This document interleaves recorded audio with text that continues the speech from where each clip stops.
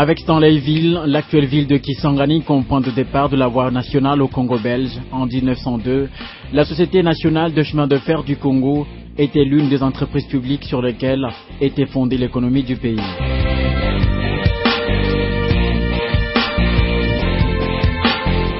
Mais dans un climat politique instable, vers les années 90, l'entreprise commence à descendre aux enfers, une situation due aussi d'une part au nombre pléthorique du personnel et la vétusté des matériels.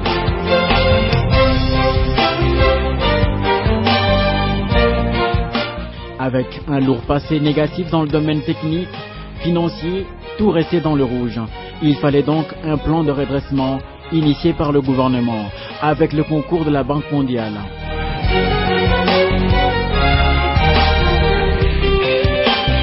La stabilisation des activités et la relance a commencé à partir du moment où les premiers décaissements sont intervenus vers la fin de l'année 2011. La période avant cette date a servi à éviter l'arrêt des activités et à optimiser la marche de l'entreprise grâce à la gestion des ressources existantes dans la société, à réaliser un diagnostic approfondi de la situation opérationnelle, technique, humaine, sociale, juridique et financière de la société, à monter le plan quinquennal de redressement de la SNCC et à faire valider par le gouvernement à mobiliser les ressources financières auprès de la Banque africaine de développement de 12,8 millions de dollars américains pour faire face aux conséquences de la crise financière internationale en 2009 et 2010 et auprès de la Banque mondiale. À mettre en œuvre la première phase du plan social de la SNCC grâce au paiement de près de 30 millions de dollars qui a conduit à la mise à la retraite d'environ 2200 agents.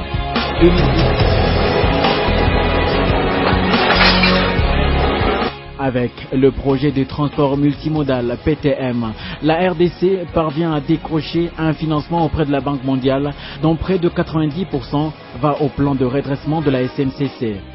Et depuis 2012, cette société renforce considérablement son parc de locomotives, répondant aux besoins de trafic.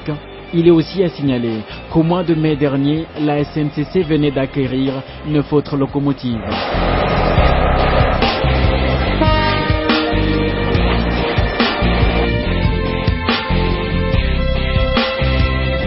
Des nouvelles locomotives, dont 2 achetées par le gouvernement, qui ont permis de relancer l'exploitation ferroviaire d'une manière efficace, ayant comme conséquence la baisse du temps de parcours, l'amélioration du délai d'acheminement des marchandises et la fluidité de trafic. Il faut tout faire pour élever cette entreprise. Pour le moment, le chef de l'État tient à ce que les entreprises comme la SNCC soient relancées et tout le dispositif est mis en œuvre pour que la relance soit effective.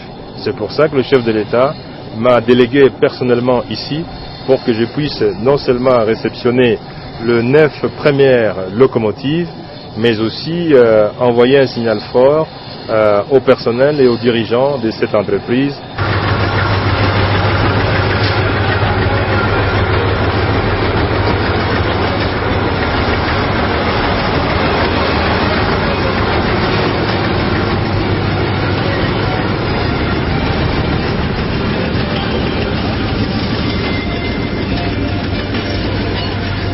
Un nouveau comité de gestion avec une nouvelle compétence, un nouveau plan de gouvernance devrait donc gérer cette entreprise pour la relance effective, avec des objectifs bien définis. La priorité est de relancer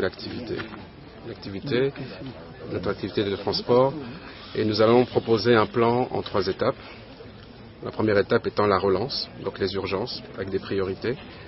La deuxième étant la consolidation du travail, et puis le renouvellement des différentes installations au fur et à mesure. Et cette relance de l'activité nécessite un certain nombre de besoins qui seront exprimés et qui seront évalués, en espérant avoir des décisions très rapides. Et par la suite, c'est cette production-là qui pourra faire face progressivement à nos dépenses d'exploitation, en ce compris les salaires et les autres avantages liés à la prestation des travailleurs. Donc voilà ce que je peux donner comme espoir. Donc comme un message, c'est un message d'espoir, un message de relance de l'activité sur cet axe qui est important. En plus, son personnel a été formé à la maintenance de ces engins en Afrique du Sud.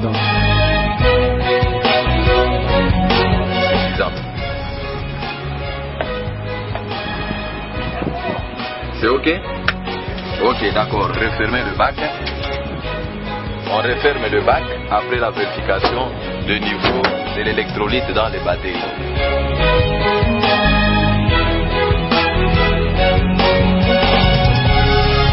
La voie ferrée demeure aussi une préoccupation majeure des dirigeants de cette société.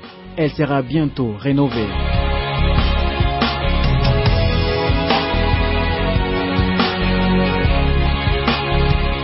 En plus d'une commande préliminaire des traverses pour réhabiliter une partie, la SNCC, grâce à l'effort du gouvernement ainsi que de la Banque mondiale, vient de se doter d'une usine de fabrication des traverses en béton armé bibloc qui pourra permettre d'améliorer la vitesse au convoi et assurer une grande sécurité.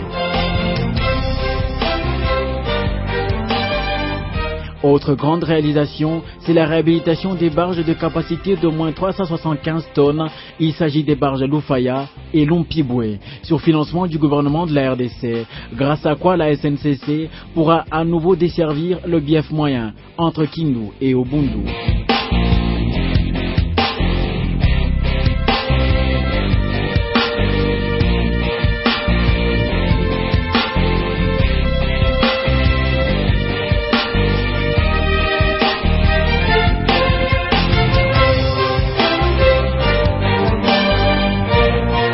Le bief moyen, long de 310 km entre Kindu et Ubundu, bénéficiera aussi des services de la barge Lubudi en pleine réhabilitation.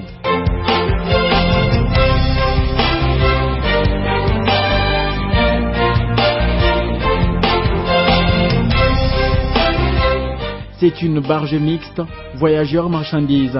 Ça sera d'un grand soulagement pour la population du Maniema, qui aura désormais une unité appropriée pour le transport des personnes sur le bief moyen.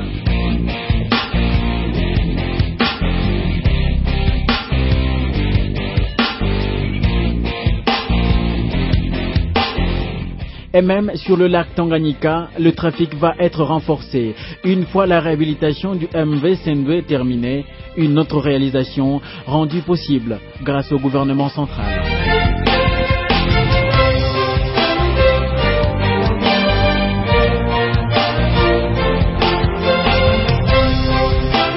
Des actions auxquelles l'entreprise veut associer les populations riveraines de la voie ferrée. La SNCC vient de créer le long de son chemin de fer les associations des riverains de la voie ferrée. Elle pourra se charger de l'assainissement de la voie ferrée et sa sécurité, avec à la clé une rétribution pour un épanouissement social conséquent.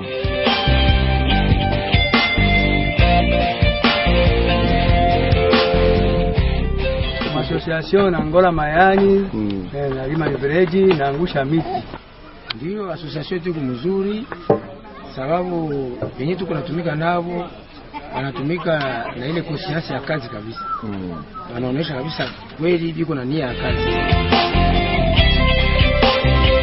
Pour une bonne exploitation ferroviaire, la SNCC vient d'acquérir 17 groupes électrogènes de 1000 kVA et 50 kVA pour éclairer les gares, sécuriser les biens des clients et assurer un fonctionnement optimal des ateliers.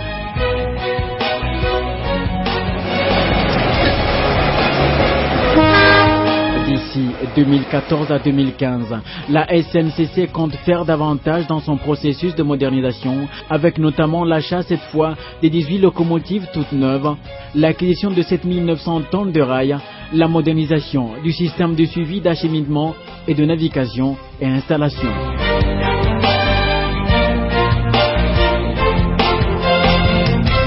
La SNCC dispose également d'un programme social en faveur des pensionnés qui bénéficient des allocations uniques de retraite pour leur insertion sociale. Cette opération est à sa 3e phase. Avec cette province qu'elle dessert, la SNCC s'illustre comme un véritable catalyseur pour la réduction de la pauvreté. Car avec la reprise de ses activités, le prix des biens de première nécessité ont significativement baissé, un instrument de cohésion nationale.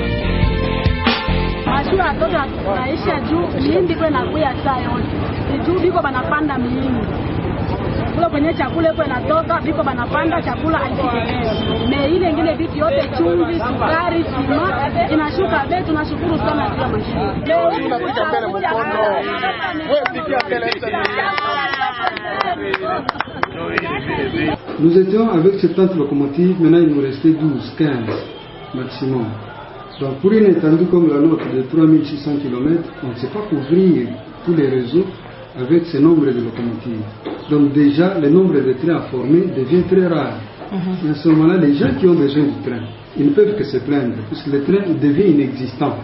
C'est tout ça que vous devez avoir vu dans l'Internet et tout ça, c'est comme ça. C'est ainsi que ça arrivé, quelqu'un vous confie la marchandise ici, ça fait 3 mois, elle ne passe pas, puisque la locomotive est ailleurs, tout ça. Le temps qu'elle vienne chercher ceci, le temps est passé et les clients se plaignent. Maintenant, c'est en train de s'améliorer, comme le gouvernement nous a prêté main forte. Nous avons de nouvelles locomotives qui viennent. Les gens eux-mêmes, je pense que vous avez récolté des avis des gens, ils ont constaté le changement, ça commence à aller. Un vecteur du développement qui offre au pays 5 corridors, qui donne accès à un grand nombre de ports internationaux de l'Afrique subsaharienne.